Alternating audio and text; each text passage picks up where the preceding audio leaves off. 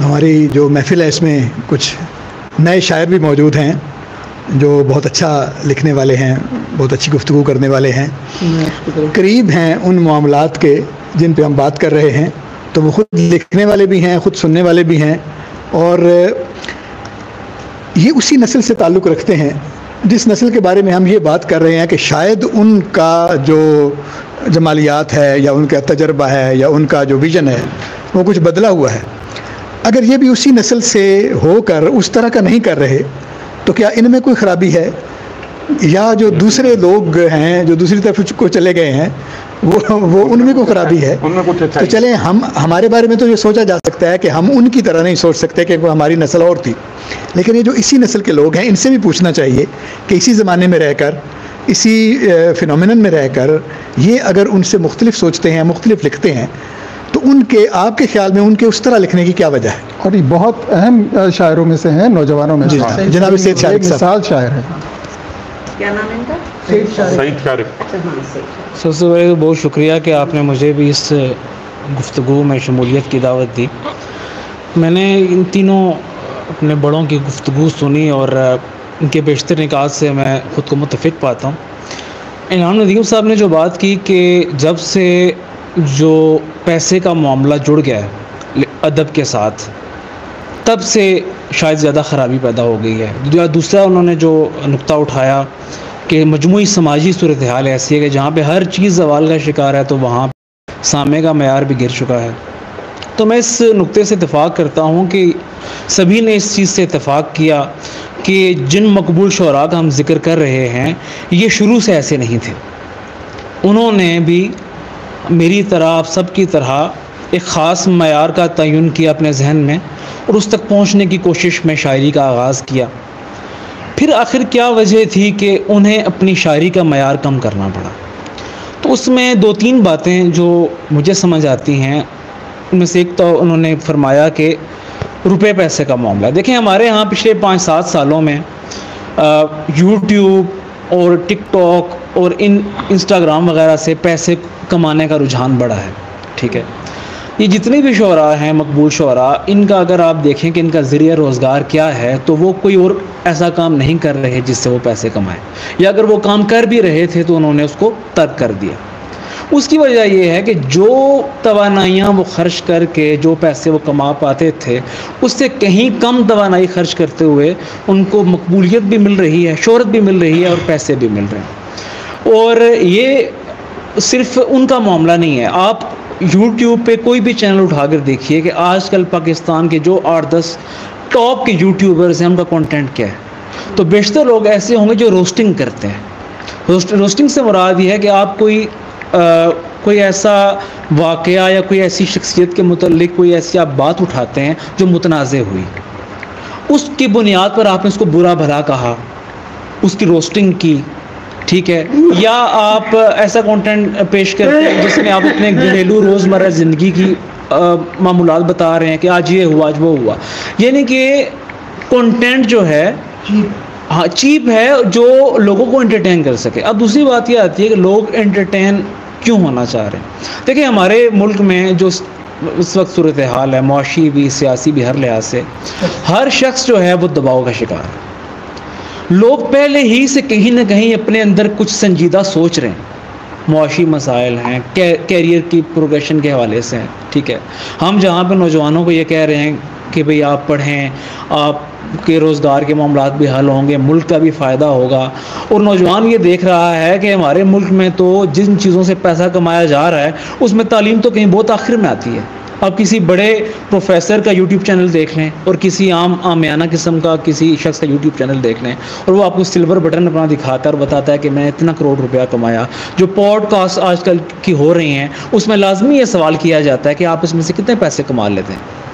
تو ہمارا جو آج کل چونکہ معاشی گھٹن بھی ہے تو ہر شخص کی توجہ اس جانب مبذول ہو چکی ہے کہ میں کس طریقے سے اپنا معیار زندگی بہتر کر سکتا ہوں۔ تو ہمارے شعراء جو ہیں وہ بہرحال ہیں تو انسان، ٹھیک ہے، تو انہوں نے اپنے آپ کو مجبور کیا ہوگا یقیناً کہ وہ اپنا معیار گرائیں اور اپنے معاشی معاملات کو بہتر کر سکیں۔ شاعری کا کوئی نقصان ہوا ہے اس کا؟ دیکھیں شاعری،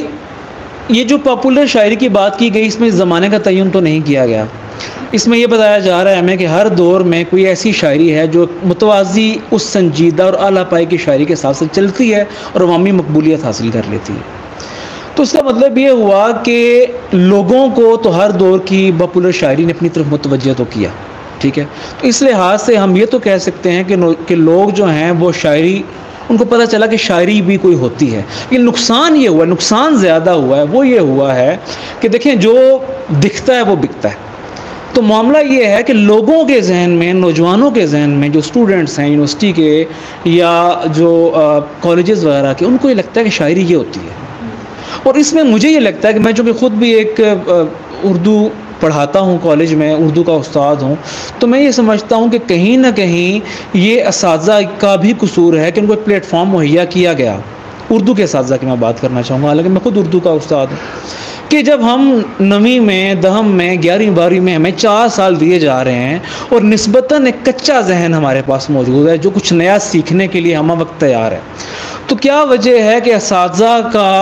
اعلیٰ پائے کا کلام بھی موجود ہے اس میں, جس میں آسان شاعری بھی ہے, ناصر کاظمی کی شاعری بھی موجود ہے, میر و غالب کی شاعری بھی موجود ہے, جس میں مفرس اور وہ عربی زبان کے الفاظ بھی ہیں. تو کیا وجہ ہے کہ وہ نوجوان جو شاید کسی اور شعبے کی کوئی ٹیکنیکل تعلیم نہ وہ مصوری کی حاصل کر پا رہا ہے, نہ وہ کوئی اور الیکٹرک کی, کوئی اور الیکٹرانکس, کچھ بھی نہیں سیکھ رہا, وہ تھیوری سیکھ رہا ہے, لیکن یہاں پہ شاعری کے معاملے میں اس کو ہم سکھاتے ہیں کہ اس میں یہ شعری خوبی ہے, اس میں یہ صنعت استعمال ہوئی ہے, اس میں یہ لفظی بازی گری دکھائی گئی ہے. ان تمام چیزوں کی گنجائش کے موجود ہوتے ہوئے ہر قسم کا بچہ, چاہے وہ انجینئر بننا چاہتا ہے, چاہے وہ ڈاکٹر بننا چاہتا ہے, ہم اس کو زبردستی اردو چونکہ لازمی مضمون ہے, ہمارے پاس سہولت ہے کہ ہم اس کو وہ ٹھونس رہے ہیں سب کچھ, اس کے باوجود ہم وہ نسل تیار نہیں کر پا رہے جو کہ اچھا شعر سمجھ سکے. تو ہم سبھی کو زبردستی پڑھا رہے ہیں, نہیں پڑھا رہے نا. میں کہنا یہ چاہ رہا ہوں کہ مصوری تو لازمی مضمون نہیں ہے, اردو لازمی مضمون ہے, اس کا حصہ ہے. لازمی ہے, کالج میں, اور اسلامیات بھی لازمی. نہیں, میں آرٹ کی بات کر رہا ہوں, اسلامیات آرٹ تو نہیں ہے نا,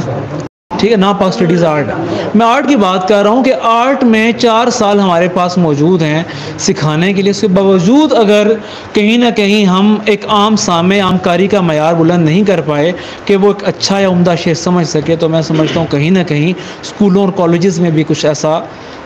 حق ادا نہیں کیا جا رہا کہ ہم ایک درمیانی سطح کی جو ہے وہ قاری تیار کر سکیں یا سامع تیار کر سکیں جو اس شعر کو بھی قبول کر سکے جس میں کوئی زیادہ پیچیدہ بات نہیں ہے. دوسری بات یہ کہ میں یہ نہیں سمجھتا کہ ہمیں زیادہ اعتراض زبان پہ ہے, ہمیں کنٹینٹ پہ زیادہ اعتراض ہے, ٹھیک ہے, کہ زبان جو ہے اس کا سادہ ہونا وہ اتنا بڑا مسئلہ نہیں ہے, کنٹینٹ کا مسئلہ ہے کہ ہم جو کچھ سنا رہے ہیں اور جس چیز کی بنیاد پر ہمارے جو آرگنائزرز ہیں یا جو بھی دعوت دینے والے, مدعو کرنے والے لوگ ہیں, وہ جس طرح بڑھا چڑھا کر بہت ہی زیادہ پذیرائی کرتے ہوئے ان کو مدعو کرتے ہیں, اس سے کہیں نہ کہیں لوگوں کے ذہن میں یہ بات پیدا ہو جاتی ہے کہ یہ جو شاعر ہے یہ اس بنیاد پر پاپولر نہیں ہے کہ ہم نے اس کو کیا ہے. یہ بلانے والے یہ سمجھتے ہیں کہ یہ ہماری نسل کے سب سے اچھے شاعر ہیں, سب سے اچھا کنٹینٹ ان کے پاس ہے. کنٹینٹ کے ساتھ انداز پیشکش کو بھی شامل کر لیجئے, وہ بھی ریٹنگ اس کی زیادہ ہے. کیا ناشائستہ ہے کوئی؟ دیکھیں, ہمیں تو یہی اعتراض ہے نا کہ جو بھی سنجیدہ پڑھنے لکھنے والا آدمی ہے وہ یہ سوچتا ہے کہ یہ جو کچھ پیش کر رہے ہیں, جو مضامین اور وہ جس انداز میں بیان کر رہے ہیں, اس میں وہ جو جمال نے کہا تھا نا کہ جمال کھیل نہیں ہے کوئی غزل کہنا, کہ ایک بات بتانی ہے ایک چھپانی ہے, تو وہ معاملہ نہیں ہے کہ بہت ہی براہ راست قسم کا اور بہت ہی عامیانہ قسم کا جو ہے وہ کنٹینٹ پیش کرنا اور اسی کی بنیاد پر پذیرائی جو ہے ان کو دینا, اس سے کہیں نہ کہیں وہ جو ہے نا کہ انتشار اور خرابی زیادہ ہے اور تعمیر کا پہلو کم ہے. اور میں جب پیپر وغیرہ چیک کرتا ہوں یا جب میں لیکچر میں نوجوانوں سے مخاطب ہوتا ہوں تو وہ یہ سوال اٹھاتے ہیں کہ سر آپ ہمیں جو پڑھا رہے ہیں, جو کچھ ہمیں بتا رہے ہیں, یہ تو کچھ اور ہے, اور جو کچھ پاپولر ہم جو چیز سن رہے ہیں, دیکھ رہے ہیں, وہ تو کچھ اور ہے. تو یہ فاصلہ کس طرح اتنا زیادہ کیسے پیدا ہو گیا, اور ان لوگوں کو کیوں بلایا جا رہا ہے, اور یہ شاعری اچھی ہے یا یہ شاعری اچھی ہے. تو یہ جو فاصلہ ہے اس کو بھی کم کرنے کی ضرورت ہے.